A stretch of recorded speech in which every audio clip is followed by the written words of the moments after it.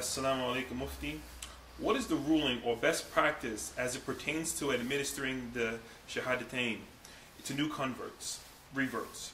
Do we make the pledge not to steal, fornicate, etc., like Surah 60 says, and similar to the covenant of Aqaba?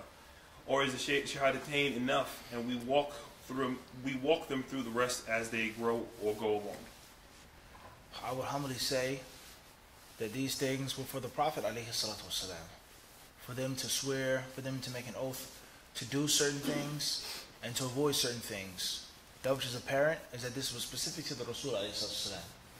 As far as the generality of some of these principles today, not to steal, not to fornicate, not to slander, not to attack someone's character, to listen and to obey the legitimate Islamic ruler, that applies today, no question, in 2018.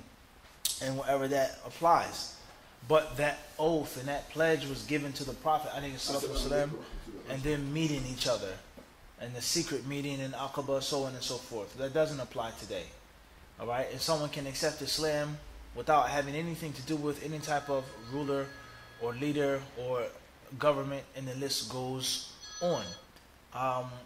As far as a person accepting Islam after a long extensive lecture, a long talk, a long drawn out discussion, and oftentimes I've seen, and many times you see on YouTube, as if people discourage someone from being a Muslim.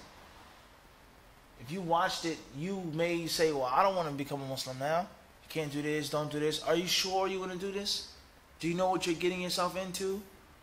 Do you understand that you can't do this now, and that your life is going to change? They may make a joke for the people, for a crowd, as if it's some type of entertaining lecture.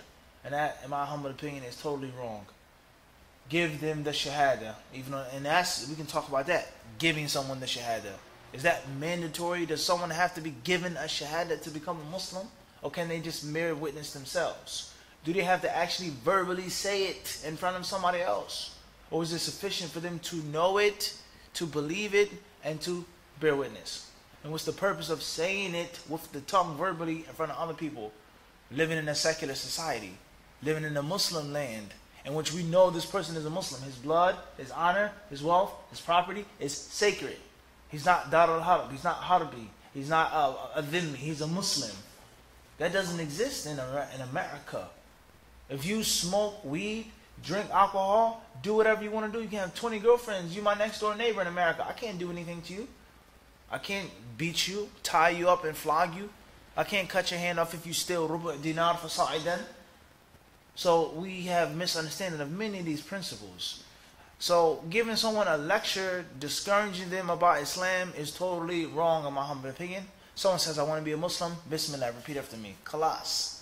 After that, explain to them what Islam is. Explain to them the tenets of faith, the pillars of Islam, the virtues of Islam, so on and so forth. Because if someone says, I want to be a Muslim, and then later on they find out, dang, I got to stop eating bacon, pork bacon, I got to get rid of my girlfriend that I had for 10 years. I don't want to do this no more. What are you going to do to them? What can you do to them? There's no hudud that you're going to put on someone in the UK. Man baddala dinahu faqtuluhu. He who changes his religion, kill him. That's the hadith says. Alright? Capital punishment is in an Islamic land with an Islamic ruler. There's no Islamic ruler, no Islamic land if you live in a secular nominal society. So what is the consequence of a person accepting Islam and not knowing what they're getting into? What are you going to do? You're not going to do anything. So it's a waste of time, and it's based off of ignorance. Now, another scenario, a young person comes to the masjid, they want to be a Muslim. They want to be a Muslim, I'll give him the Shahadah. His mother comes storming in the masjid, what did you do to my son? You brainwashed my son. You made him a Muslim. Your son came to me, man. He asked me he wanted to be a Muslim. That's not my sin. You have to deal with that with your son. That's not my problem. I'm an imam of a masjid. Everybody understand this? I'd rather have him have the chances of dealing with the difficulties of Islam, his mother, living as a minority in his household, than him dying upon kufr, going outside and getting ran over by a car or shot by a stray bullet. So you have to understand this. It doesn't need a long 40-minute lecture. If someone comes to you and they're not a Muslim yet, they're thinking about being a Muslim, but they just want to hear about it first, then you give them a lecture. Then you explain to them, and beware of discouraging someone from becoming a Muslim Why would you even ask someone a question? Are you sure you want to do this? La ilaha illallah. Shahadah. Inspire them to be Muslim. Encourage them to be Muslim. If they ask, well, what about stealing in Islam? What about making fornication in Islam? What about alcohol in Islam?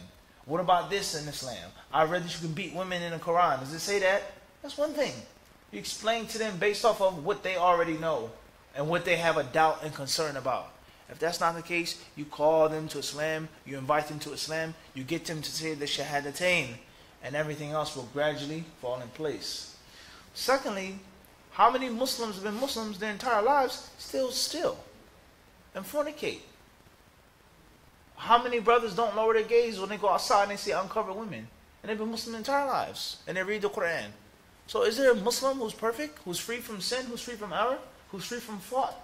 So this whole ideology of how a person becomes a Muslim, talking to somebody, discouraging them, asking them are they sure, or this and that, in my opinion, it needs to be revamped.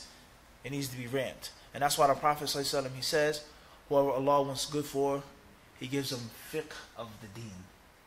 Allah tells us in the Quran, and whoever is given hikmah, then Allah Azza wa Jalla has given him a great deal of good. Allah gives hikmah to whom He pleases. And whoever is given hikmah, Allah has given him a great deal of good. So knowing what to do and how to do it is from the greatest gifts of Allah subhanahu wa ta'ala. And Allah knows best.